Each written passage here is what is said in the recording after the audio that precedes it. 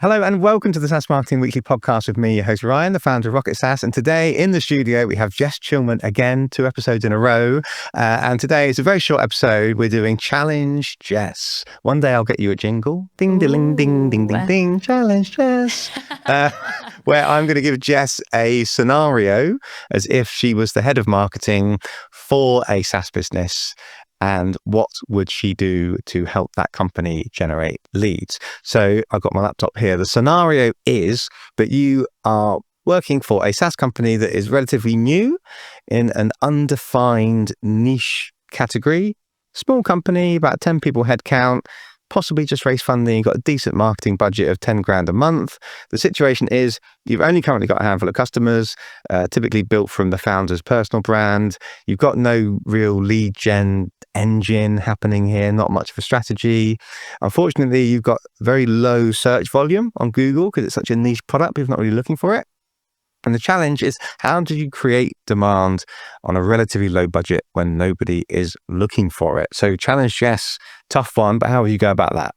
I think this is a classic early stage startup challenge. So you don't have much budget, no one's really looking for you, and you don't have many customers. So it's really hard to build that brand recognition. But what you do have is a massive opportunity because you get to shape the narrative. So with the 10K budget, the first thing I'd focus on is nailing your message. So if you're creating a new category or you're trying to generate demand essentially because people aren't already looking, you need to really be able to define the problem you're solving really clearly. So step one, nail your message. I would be talking to as many prospects as possible. I don't know if you've heard of Matt Lerner. So he does growth levers, but he basically does an interview framework all around the jobs to be done. So that's a really great way to start, but basically speak to as many prospects as possible, define the problem, and then shape that narrative, and then make sure that's embedded and saturated in all your marketing assets. So when you say speak to as many prospects as possible, that's obviously the challenge. So prospects. But so do you mean speak to them, like survey them, not like sales calls? Not sales call, no. So actually what I would be doing is just reaching out, being like, hey, I am building this product to solve this problem. I can see you're in this space. Would you give me 15 minutes so I can just find out how I could help you solve your problems? So people generally want to help. No one wants to be sold to, and you're not trying to sell to these people. You're just trying to get a foot in the door. So another way you can do this as well is sort of cold outbound, asking to speak to prospects, is ask your customers to introduce people in their network. So say you've got 3 to 5 customers. If you ask each of them to introduce you to 2 contacts, then all of a sudden you've got 10 people you can speak to, and you can start building that message, stress testing that narrative, and really like putting a pin in what you do and why people should care about it to generate demand. I've seen that effective on LinkedIn. So if you, again, going back to like the ABM approach of saying, I want to work with that particular company, you go on the person you want to speak to, the CFO or whoever it is, and then you look at their LinkedIn and it tells you what connections you've got in common. So it might say, you're connected with Jess Chillman, and she is also connected with that person that you're trying to get in touch with. So you go back to Jess and you say, hey Jess, do you actually know that person, or just a random LinkedIn connection? If the person does know them, oh yeah, I went to school with them, or I used to work with them. Get me an intro. So if you do that exercise for like a few hours, you should definitely get some intros there. So yeah, I like that approach. Exactly.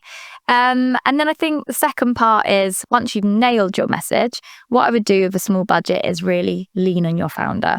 So get your founder to help you start creating content. So this can be really low budget, and I think actually people do resonate more with unproduced content. So get them to either interview customers and put out some case studies, start a low budget podcast, or just post on LinkedIn 2 to 3 times a week. So the aim here is to start building a content engine, because you've got your messaging right, but we can't start pushing out ads until we have some content and stuff to work with. So I'd be leaning on your founder. It's quite time heavy, but it's a great way to build trust quickly and get those quick wins when you're starting out. Yeah. So yeah, we've got a client at the moment that, well, hopefully if they sign the contract, then they're going to start working with us. And yeah, they've got this exact problem. They're very niche. But they have this founder that's got a really, really good network. I often find that people that create quite niche products that are kind of new to market the founder's got a story somewhere of why he or she created that product, because it solves a problem that no one else is doing before. So there's often an opportunity there, if you're going to struggle with things like Google ads because no one's searching for it, is to grow that personal brand, and get that founder doing podcasts and webinars and videos and creating content to just really, because you've got to educate the market. If no one's searching for it, you need to create content that educates and says, this is a problem, and that's like top of funnel. This is how you solve the problem. And then this is how we do it. And then you're kind of opening up people's eyes to go, oh yeah, I never really thought about that kind of either that problem or that. Hopefully people thought about the problem, but people just think, oh, I didn't think there was a way to solve that problem. I didn't know technology was the answer to that. And so, yeah, someone's got to tell that story. And kind of what we talked about in the previous episode of leaning into that founder's brand. 100%. I think a lot of people are actually not problem aware as well. So the founders can help sort of like, really surface that problem and then also position the solution. And I think once you've tested that messaging on the founder's content, second thing I would do with that 10K budget is test 1 to 2 paid channels. So I'd probably take about 3K initially, which feels quite hefty, but obviously the bigger the budget, the quicker you can test. And I put it on Meta and LinkedIn. Now, this is all very hypothetical. It depends on the audience, but I think Meta is often overlooked and it's one of the best for like low cost clicks, low cost leads. So I'd test both of those channels against each other and see where the audience is hanging out and what sort of early signals we can get of intent. Because if no one's looking for your product, no one's looking at your website, we need to start getting channels to drive traffic towards it. And then the next thing I would do is leverage your existing customers. Even if you have 1 to 5, make sure that they're telling their story and showcasing why they're using your product. I think one of the biggest challenges when you're an early stage company is building trust and credibility, and your customers are the best people to do that for you. So if you can, film a case study, and that could be a really short Zoom interview. Little snippets like that, and then you can take that transcription, put it in AI, write a written case study, have quotes on your website, etc. But really lean into your existing customers. Website is another one that I see with these early stage companies that have got a very niche product. You've already mentioned messaging, and yeah, I agree. You have to invest in that. If people are coming onto the site and they're not understanding what you do, it's not having cut through, you have to get that sorted. That's definitely priority number 1. I often see a lot of these brands have pretty low budget, poor, unprofessional looking websites. So I know it's often not what people want to hear. People want leads immediately, and they know that websites might take sort of 3-4 months to actually, sort out. But that is the centerpiece of your marketing. So you need to invest budget in definitely the messaging of the website, and also the content. You mentioned things like social proof. I go on, so loads of websites don't have enough case studies, testimonials, they haven't put the effort into doing that, but also making the brand look slick and making the product stand out. So I talk about it a lot in this pod. I hate seeing just screenshots of software on people's websites when you can't really see what the software is. I can see really small font and maybe a graph or something, but I don't even know what this product is. Invest in the designer making the product look really slick for your website.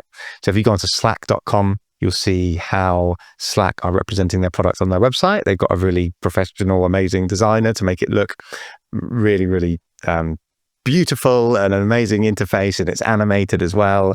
So investing, a couple of grand into that, maybe not even a couple of grand, maybe like 500 quid to get a freelance designer to design those kinds of graphics for the site, and a copywriter to help you out with the messaging. I think that's got to be in there.